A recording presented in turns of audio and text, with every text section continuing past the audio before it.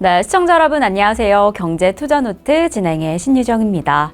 아무리 어렵다 하는 시장 상황 안에서도 미리 자세히 좀 살펴보면 분명히 투자의 방향을 내어줄 텐데요.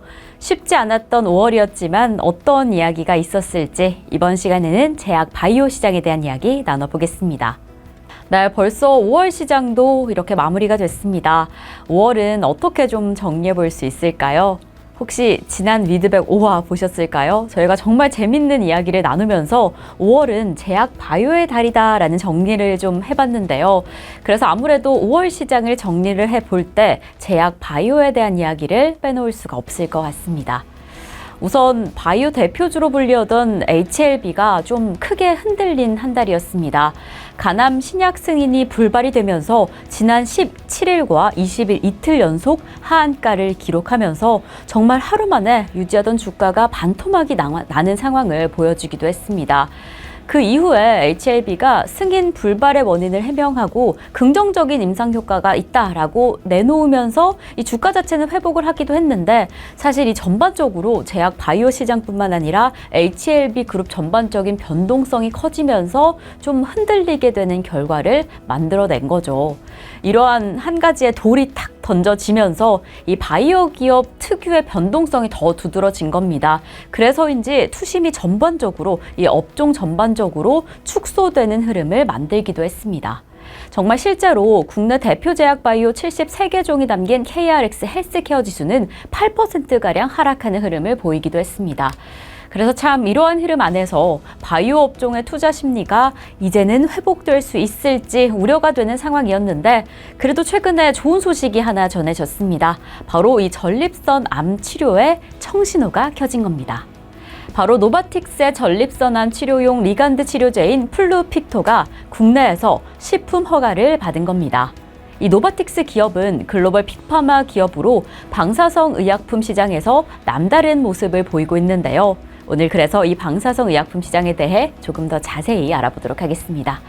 이 방사성 의약품이란 방사선을 활용해서 질병을 진단하거나 종양을 정말 정밀하게 타격해서 이제는 진단만이 아닌 치료까지 힘을 뻗친 원리인데요. 이 표적 기능으로 부작용이 최소화되고 조직 검사 없이도 암 검사가 가능한 치료법입니다. 그래서 이러한 방식으로 진단과 치료를 동시에 할 수 있을 뿐만 아니라 기존 동위 원소보다 반감기가 2.5일로 짧아져서 활용성이 정말 더 높다라고 평가받고 있습니다. 이렇게 치료용 개발 움직임이 정말 빠르게 확산이 되면서 방사성 의약품이 최근 블루오션으로 강력하게 떠오르고 있는 상황입니다. 이뿐만 아니라 글로벌 기업들이 대규모 투자를 단행하면서 이 전반적인 시장의 상승세가 예상이 되는데요. 이에 지금 가장 유의미한 성과를 만들고 있는 것이 바로 글로벌 빅파마 기업인 노바틱스입니다. 시장 선점을 위해서 지금 방사선 의약품 전문 기업 2곳을 이미 빠르게 인수한 상황이고요. 지금 계속해서 치료제 개발을 위한 인수 합병뿐만 아니라 기술 도입 역시나 적극적으로 나서고 있는 상황입니다. 우선 지난 2일 노바틱스는 방사성 의약품 치료제 개발 기업인 마리아나온 콜로지를 10억 달러에 인수하겠다라고 합의를 했습니다. 이번 인수를 통해서 이 방사성 의약품 치료제 RPT 분야 파이프라인을 강화하고 회사의 연구 인프라뿐만 아니라 임상 공급 역량을 확대할 방침을 내세웠습니다. 그리고 4월 지난달 40일에 노바틱스는 지난달 일본 제약사인 펩티드림과 공동계약 협력을 체결하겠다라고 전했는데요. 이 펩티드림의 플랫폼 기술을 통해서 노바틱스가 선택한 표적에 대한 방사성 의약품 치료제를 발굴하겠다 하는 내용이 포함되어 있습니다. 지금 이외에도 23년에 2건의 방사선 의약품 치료제 기술 도입 개발을 이미 체결하기도 했습니다. 그리고 드디어 지난 29일 노바틱스의 방사성 의약품 플루픽토가 국내에서 시판 허가를 받았습니다. 이 플루픽토는 전립선 암 치료제인데요. 2022년에 미국에서 시판 허가를 받은 뒤에 바로 그 이듬해 매출 1조 원을 넘기기도 했습니다. 암세포에 치료용 방사성 물질을 전달해서 암을 파괴하는 기술로 이미 미국에서는 그 시장성과 효과까지 확인이 좀 단단히 된 약품입니다. 이 플루픽토는 올해 1분기 매출 약 4,230억 원으로 지금 이미 급격한 확장성을 보이고 있고요.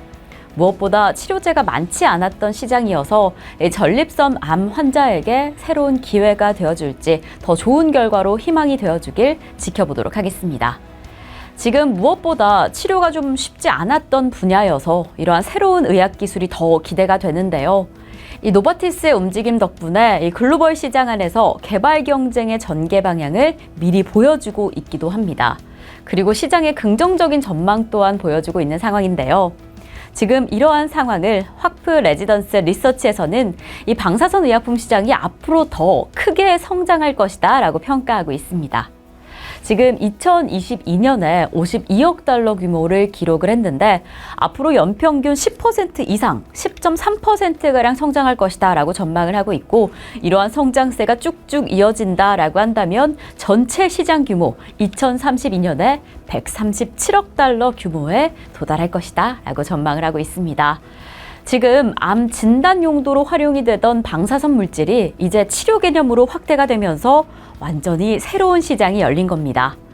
이렇게 긍정적인 전망과 함께 방사선 의약품 시장의 높은 잠재력에 주목한 국내 바이오 기업들도 최근에 이 분야 치료제 개발에 뛰어들고 있습니다.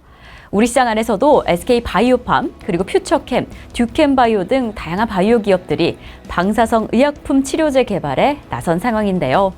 우선 SK 바이오팜은 SK그룹이 투자한 원자력 기업 테라파워와 함께 협력을 해서 사업 전략을 정말 열심히 실행을 하고 있고요. 퓨처캠은 전립선 암 치료제인 FC750이 이 미국 임상 2상에서 이미 본격적인 임상 진입한 상황입니다.